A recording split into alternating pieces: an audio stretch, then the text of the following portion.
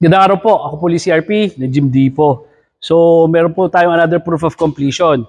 So, bago natin isa-isahin yung mga gamit ni Sir Adrian o Sir Pascal ng Bacolod, so, introduce ko yung topic natin. So, doon isang araw, may nagtanong sa akin kasi ano yung mga naging advantage or napakinabangan ko sa gym business ko. So, medyo naging challenging kasi yung buhay ko. Aside from being a single parent, may mga struggles tayo. So, ikwento ko sa inyo yung tatlo na reasons na nakita ko na naging advantage or napakinabangan ko sa gym business. Yung unang-unang reason talaga na masasabi ko nagpapasalamat ako sa gym business is na-provide nito yung pangangailangan man namin mag-aama sa pang-araw-araw. Hindi lang yung pang-araw-araw talaga na pangangailangan namin na i-provide, pati yung pagminsan yung mga konting luho sa buhay. So, dati kasi, nung nag-start ako noong 2008, yung mga anak ko, mga nasa 8 taon pa lang noon, 8 years old at saka 5 years old, yung bunso ko at that time. So, napilitan ako mag-provide para sa kanila. Fortunately, meron akong business noon, yung nangongontrata ako ng bubong, pero hindi sapat talaga yon para ma-provide yung pangangailangan namin. So, kailangan ko ng parang isang partner pa na makakapag-provide sa akin ng additional na kita para doon sa mga anak ko. Kasi nga, wala akong asawa, walang tumutulong sa akin financially, wala rin naman akong mga magulang na, ulila na ako. So, naisip ko, maganda lang magkaroon ako ng side hustle. So ito nga yung nabigyan ako ng pagkakataon na makapagtayo ng gym business kasi mas naging stable to kaysa doon sa pangongontrata ko ng bubong, which is pag minsan umulat umaraw, hindi laging maganda ang benta, pero hindi katulad yung gym business ko, araw-araw hindi bababa na 500 yung kita ko isa-isang araw. So between 500 to 800 pesos ang kinikita ko sa bahay to, sa bahay, which is 30 square meters lang yung lugar ko noon, pero kumikita ako noon, which is para akong may isang kapartner o asawa na kumikita ng 500 to 800 pesos a day, which is not bad. So nagpapasalamat talaga ako sa gym business na to kasi yun yung naging introduction ko sa gym business at na-provide niya yung mga pangangailangan ko. So yun yung number one na reason. Ano yung napakinabangan ko? Number 2, pagpapasalamat ko din to at alam ko marami sa mga nag-start mag-gym or nag-business ng gym business is gusto nila ng good health. So ako, kung mapapansin nyo sa mga videos ko, may mga times, or especially mga photos, yung mga pictures, kasi way back then, hindi pa uso mga videos para sa pagpo-promote ng mga produkto, puro pictures yun. Tingnan nyo mga pictures ko sa mga album ko, sa Gym Depot, makikita nyo doon na mataba ako. Talagang overweight. As a matter of fact, dumating talaga ako sa punto na naging pre-diabetic ako. Aksidente lang na malaman ko na mataas ang sugar ko. Wala naman kaming lahing diabetic . Pero siguro, swerte or binibless tayo ni Lord na nakapagpa-check up tayo. At that time, mataas yung sugar natin pero hindi pa siya ganun kataas para maging full-blown diabetic. So, nung na-realize natin na pre-diabetic tayo, doon ngayon pumasok yung gym business ko. Kasi sobrang busy ko sa Gym Depot, sa paggawaan ko sa fabrication. Minsan napapabayaan ko rin sarili ko . Hindi na ako nakakapag-workout. Kaya since then on, nung nagkaroon ako ng pagkakataon na makapag-workout, swerte ako, may gym business ako na yung sumagip sa kalusugan ko. Kasi nung una, yung gym business, sumagip sa pangkabuhayan namin. Ngayon naman, tong sumunod na reason ko, sumagip naman sa kalusugan or buhay ko. Kasi syempre, aanoin naman natin yung pera. Kung tayo naman ay nagkakasakit at ginagastos lang natin yung kinikita natin para sa pampagamot sa mga sakit natin. So, hindi ganoon ang buhay. So, nagpapasalamat ako sa gym business ko. Kaya ikaw, kung nanonood ka ngayon kapatid, at may nararamdaman ka at nag-iisip ka rin ng business, baka magandang business tong gym business. Kasi hindi lang to makakatulong sa ibang tao, makakatulong din to sa iyo or sa pamilya mo. So ito, nasa gift ng gym business yung kalusugan ko. And happy to say, naggagamot ako noon for 3 months para sa sugar ko. That was 5 years ago. That was 5 years ago. Ngayon, ever since, regular check-up ko, pero hindi na tumataas talaga yung sugar ko. So, salamat sa gym business kasi naibalik niya yung kalusugan ko. Ito itsura ko to, itong pangangatawan ko na to, may picture ako nito way back 2010. Nung hindi pa ganun kalakas yung fabrication ko at nagkokontrata pa ako ng bubong pero masipag ako magbuhat. So, nagpapasalamat ako na yung gym business ko, na ibalik niya yung katawan ko, yung 10 years ago na katawan ko at kalusugan ko na ibigay niya. So yun yung pangalawang pagpapasalamat ko sa gym business. Yung third, but not the least, nabigyan ako ng self-confidence. Kasi sipin mo, before 2020, wala ako halos video na makikita kayo na nagpo-promote ako ng gym business. Kasi in a way, nahihiya ako sa katawan ko eh. Kasi lagi ko nga sinasabi na si Gym Depot yung biggest gym equipment fabricator. Pero sa likod ng isip ko, nag-aantay lang ako na may magbiro eh. Na kaya biggest gym equipment fabricator, hindi dahil sa malaki yung fabrication namin, dahil meron kami sa Luzon, dito sa Cavite na fabrication, at meron din kami sa Talisay, Cebu na fabrication. Hindi yun, kaya kami biggest. Kundi biggest fabricator kasi yung may-ari, malaki. Siya yung pinakamalaki sa mga fabricator. So natatakot ako noon. Kaya hindi ako masyado nag-video. Pero dahil sa gym business, sinipag ako mag-aral about proper diet, proper workout, at ito ngayon ako sa harap nyo na lumakas yung confidence ko. I mean, hindi naman ako mahihain talaga dati. Kaya akong marap sa kahit sinong tao. Pero natatakot ako marap sa camera kasi ino-open ko yung sarili ko sa pangungutya na ibang tao. Kasi alam nyo naman na social media ngayon, masyadong perfect ang mga ibang tao kung makapag-comment. So, papasalamat talaga ako na it turn out na because of this gym business, lumakas talaga yung self-confidence ko at mas maraming tao nagtiwala sa akin. So, another subtopic natin is itong gamit ni Sir Adrian or si Sir Pascal ng Bacolod. Kita nyo, dami nito. Maganda tong gym na itatayo ni Sir Pascal kasi with the help, syempre, nung kapatid natin, si Sir Sam ng Bacolod, ng Sam's Gym sa Bacolod. So, nag-tie up sila, nag-workout sila para sa mga equipment na i-purchase sa atin para itayo doon sa Bacolod. So, abangan nyo yung tandem ni Sir Sam at Sir Adrian sa Bacolod. Warehouse gym yun. So, di ko alam yung sukat nitong warehouse na to, pero yung total warehouse ko kasi is 650 square meters, pero may labas pa to. Pero, based sa mga pictures na pinadala ni Sir Adrian, ganito kalaki halos yun.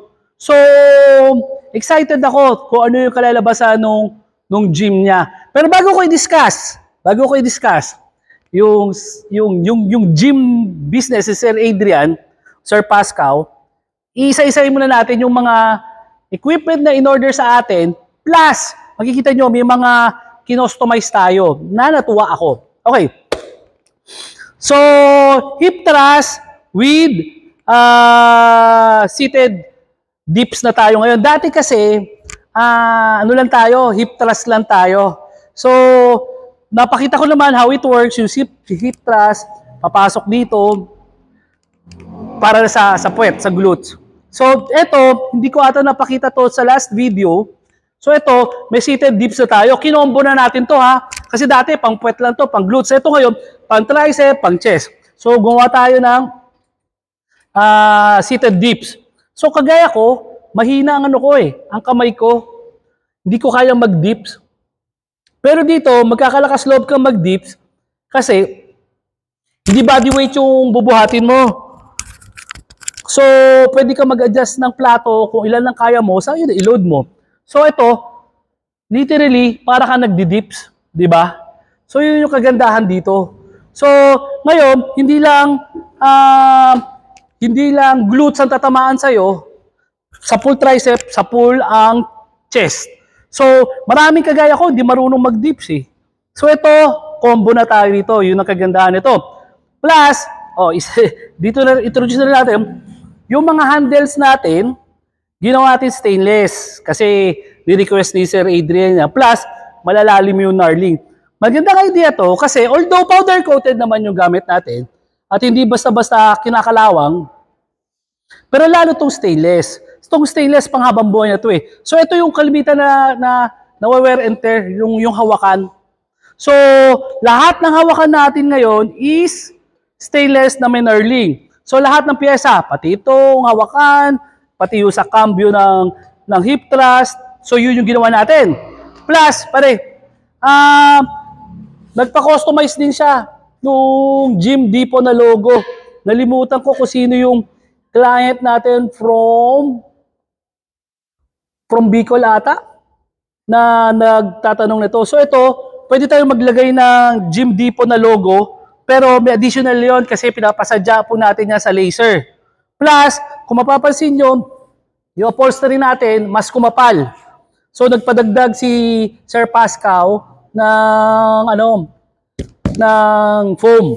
So, mas kumapal siya, pero mas preferred niya yung edgy na type ng upholstery. Plus, nagpadagdag siya ng leather dito sa ulunan, which is good option kasi wala siyang plastic, pero ito ngayon, kasi ito unang-unang nasisira sa upholstery, yung head part kung saan tumatama yung ulo kasi nandito lahat ng pawis. So ito, pag nag-crack, papasok yung yung pawis. Pero ito, once na masira to, madali pong palitan to. So good choice, Sir Adrian. What else? So Olympic din po yung yung ginawa natin na mga plato niya kasi kinostomize natin yan. So aside from hip thrust with seated dips, meron din reverse flies with pec flies. Reverse flies with pec flies. So dalawang muscle part ang tinatamaan nito, rear delts, tsaka chest. So again, meron din tayong logo ng Gym Depot. Tapos medyo boxy yung kanyang mga upholstery. So dito ito proud ako dito. So ito makikita nyo nagbago tayo ng design sa bench press.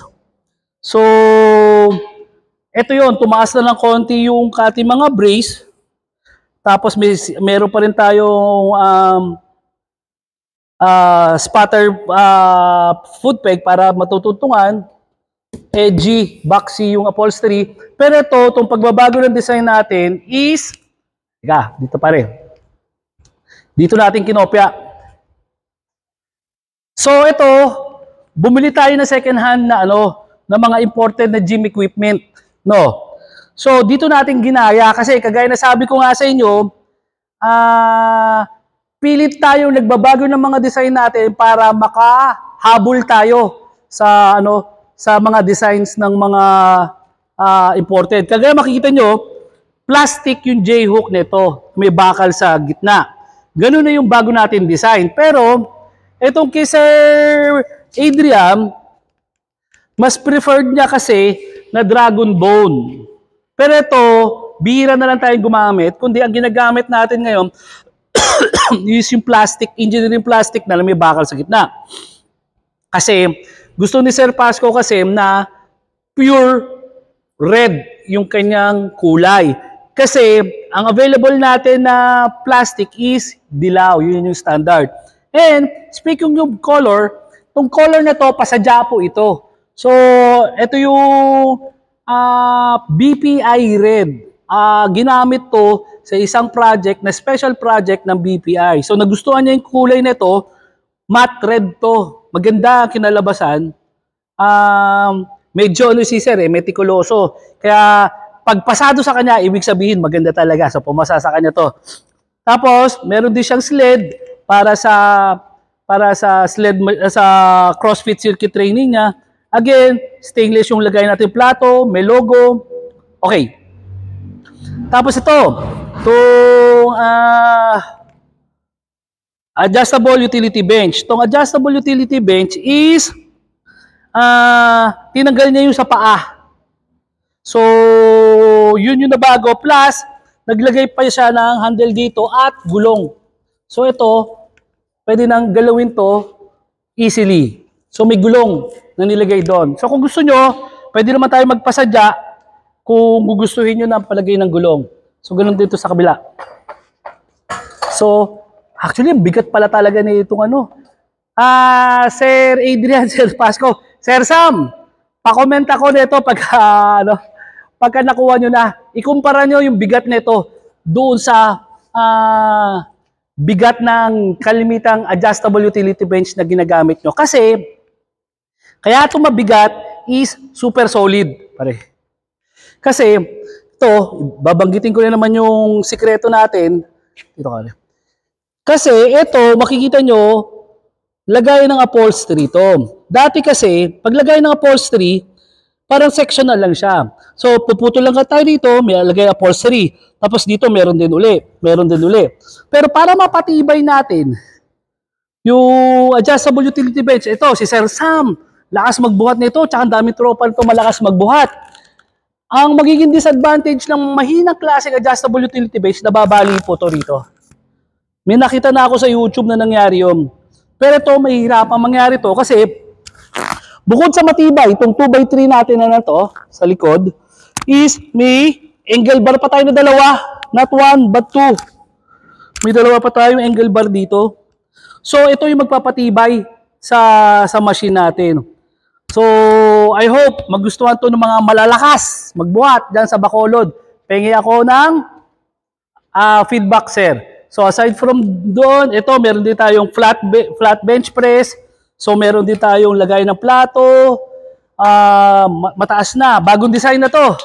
So, si Sir Pascal, ang kauna-unahan nating kliyente based dun sa imported na gym equipment. And by the way, yung mga interesado na mga second hand na gym equipment, so, binibenta ko na uli yung mga second hand na yon, plus yung mga gamit ko sa Gym Republic, binibenta ko na po. So, yung mga gustong makatipid, pwede nyo akong bisitahin minsan sa Gym Republic. Kasi, kaya ako naman bebenta yon, papalitan ko na po ng mga bagong designs para pag may mga kliyente ngayon na pupunta doon at mag-i-inquire, kita nila kung ano yung produkto na bibili nila. So, ito, may dips leg raise tayo, bagong design, makakapal yung foam. Plus, ito yung multi-press machine natin na bidang-bida ngayon. Actually, si Sir Jimmy Solis, shoutout kay Sir Jimmy Solis ng Pangasinan, nakausap ko kanina.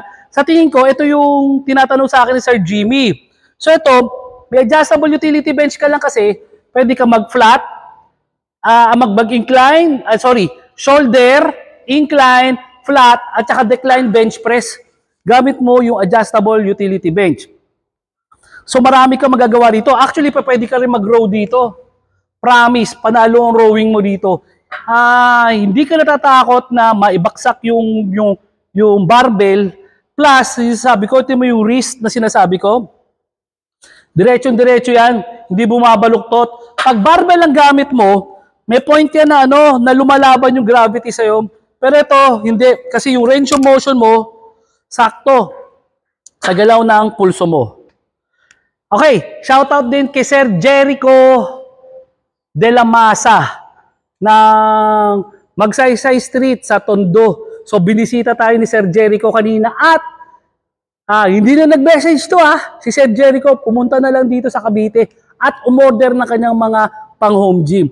Kay Sir Jericho at sa wife niya. So, nagpapasalamat tayo kasi alam mo, flattered talaga ako pagka nag-effort yung client natin na pumunta sa Cavite kasi alam naman natin sa iba, medyo nalalayuan sila dito. So, shout out Sir Jericho.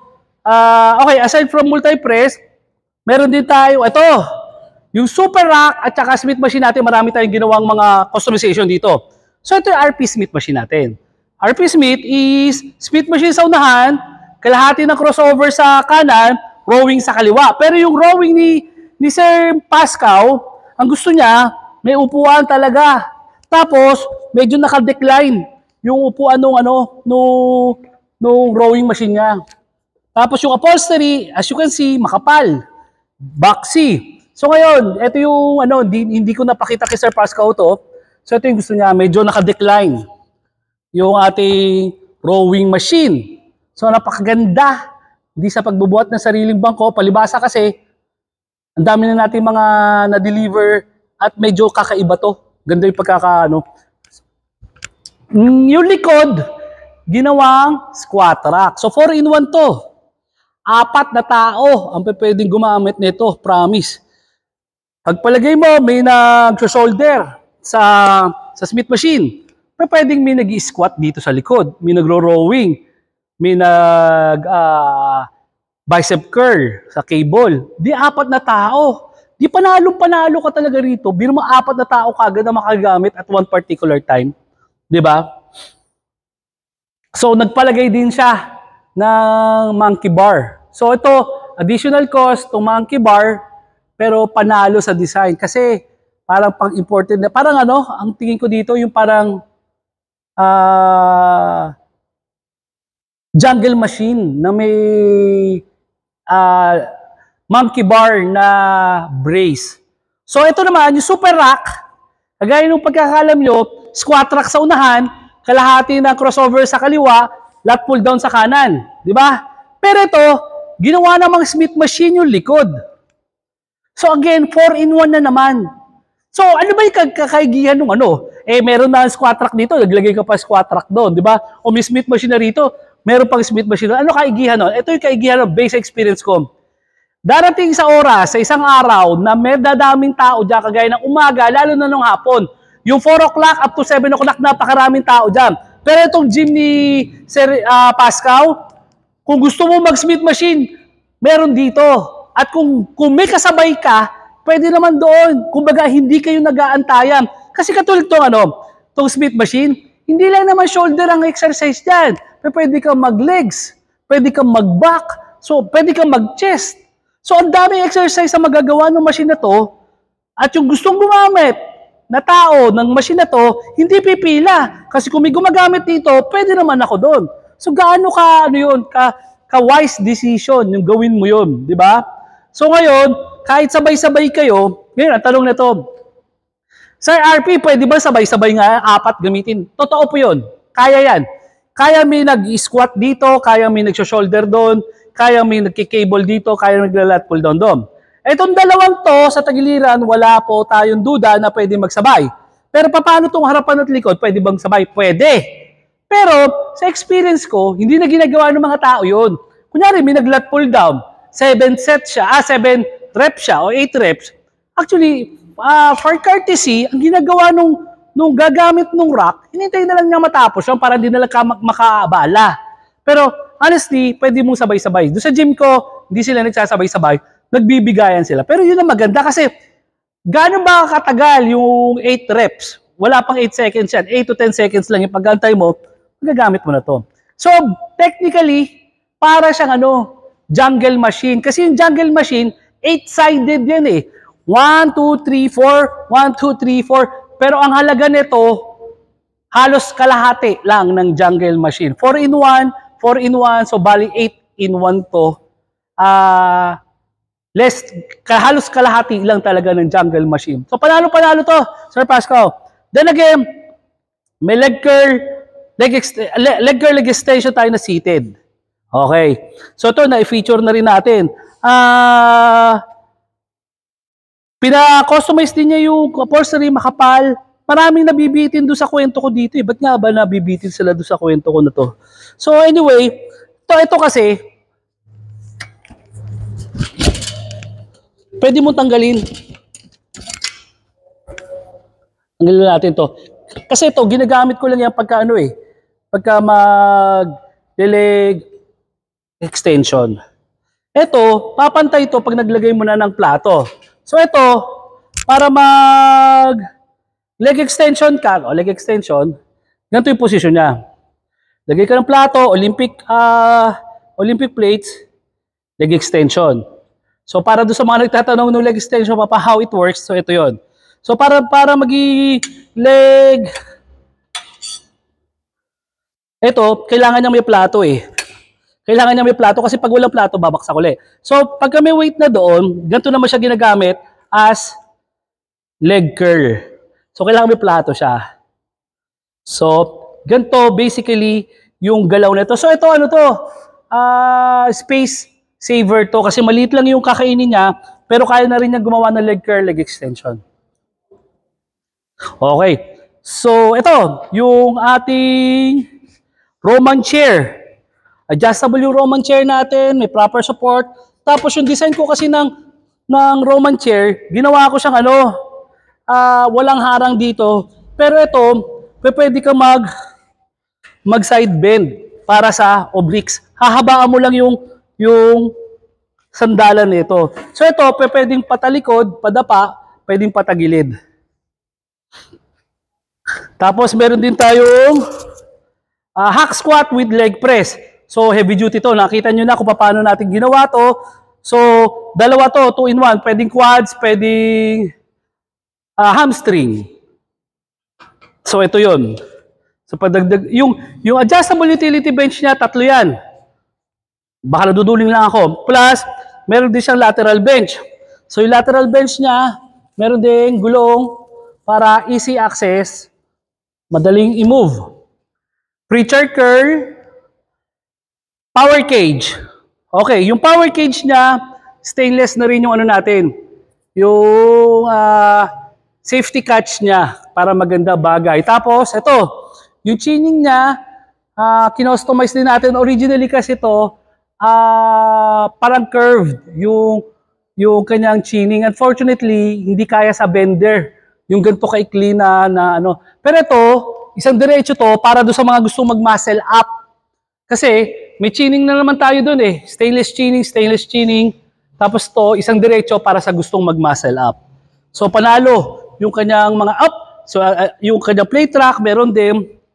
Tapos yung dumbbells ni hindi ko maipakita eh, nandun sa kabilang bodega. So bakal yung ginamit niya, hardcore na dumbbells, hindi siya rubberized. So anyway, I hope wala akong nalimutan ibang mga gamit ni Sir Pascal. So ito yung kaigihan ng warehouse gym. Yung warehouse gym, kasi, katulad to, kita mo ang taas. Di ba? Hindi to mainit. Pag nandito ka ngayon, presko to. Mas presko to kaysa sa doon sa Gym Republic ko. Kasi, mas magkakalapit yung mga bintana kaysa doon sa Gym Republic. Tapos ngayon, mailalagay mo lahat yung mga equipment na gusto mo, and more than that, ito, sobra-sobra to. Kumbaga, hindi nito kayang punuin yung 300 square meters ni Sir Pascal. Pero ito ngayon ang maganda doon. Dahil hindi mo mapuno yun, may options ka. Unang option mo is yung kalahati, ita-turn out mo to sa sa functional training. So may CrossFit, may circuit, body weights training, and lahat na gumagamit ng free weights. Diba? So, maganda doon, may market kasi para sa ganung klaseng training. Kagaya sabi ko, maraming tao familiar meron yung CrossFit Manila, or yung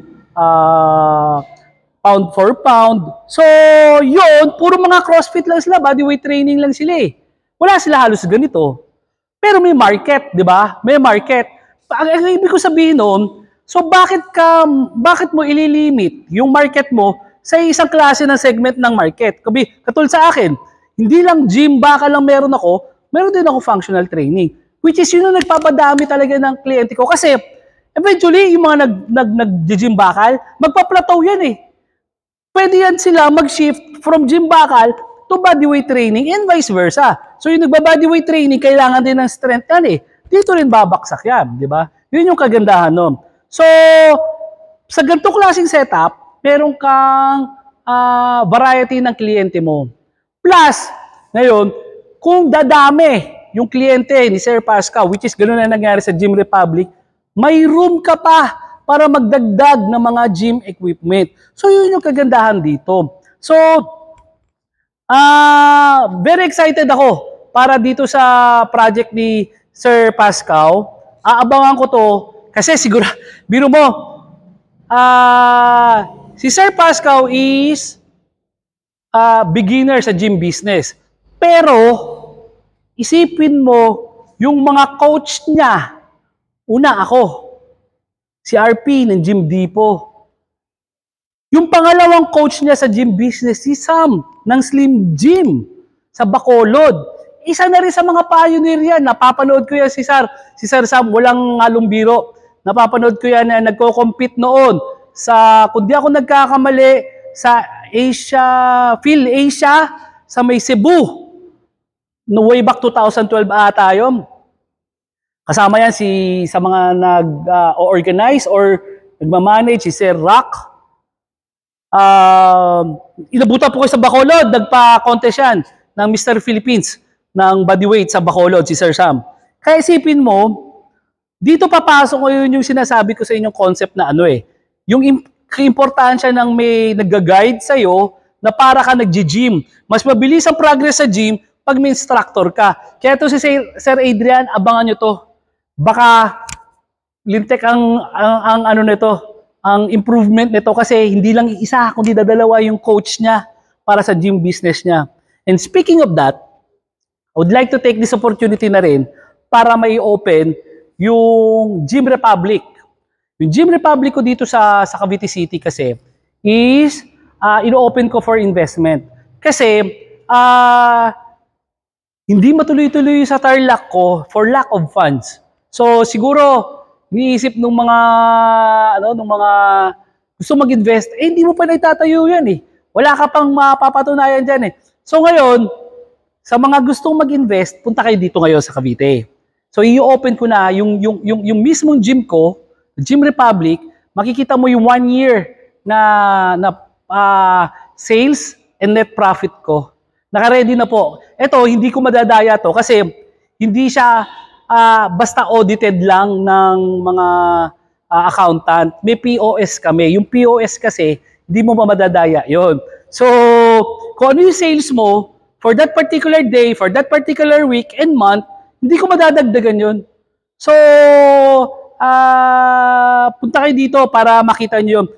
Ang magiging ano natin kasi doon, ang magiging setup natin dito, no, very, very secure na kayo doon kasi kumikita na yung buwan-buwan eh. So, hindi ka na mapapaya, hindi ka na susugal. So, ini-open ko for investment para makapagbukas ako doon sa Tarlac. So, dito, ang setup namin is nagbibigay ako ng 1% na monthly dividend or 12% annual dividend which is secured by checks. Kasi aside from doon, compared to doon sa mga ibang ino-open yung gym nila or businesses nila for investment, wala silang cheque. Which is nakakatakot yon kasi kung yan may kasulatan lang kayo, kahit notaryado pa yan, pagdating nyo sa korte, usapang civil lang yan. Pag civil ang usapan, walang nakukulong po sa civil liability. Pero pag may criminal liability, yan, may kulong yan. At syempre, bakit naman papayag yung kagaya ko na magpakulong kung papatalbugin ko yung cheque? So, kung mag-i-invest kayo, secured kayo ng check, 13 checks ang mabibigay ko sa inyo.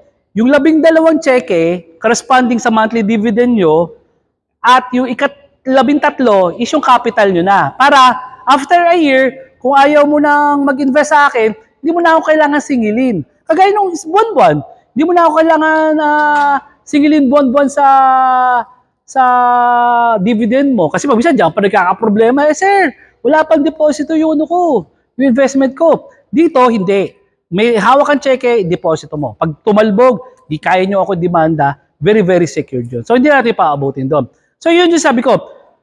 Very, very optimistic ako na mabubuksan yung Tarlac project natin this year. Kasi, by hook or by crook, pag hindi pa rin nag-click yung opening ko ng investment sa Gym Republic, sa mga gustong kumita, may another option ako. So, magsasanla na tayo ng mga properties. Kasi ganun ako ka-confident na yung Tarlac gym ko, mas dadaigin pa na yung Gym Republic ko dito sa Cavite. So I hope nagustuhan nyo yung topic natin for the day. So sa mga inquiries nyo, sa dami na topic natin, PM lang kayo, comment lang kayo. Ay gladly na sasagutin lahat ng inquiry nyo. Ako po si RP ng Gym Depot. Maraming salamat po.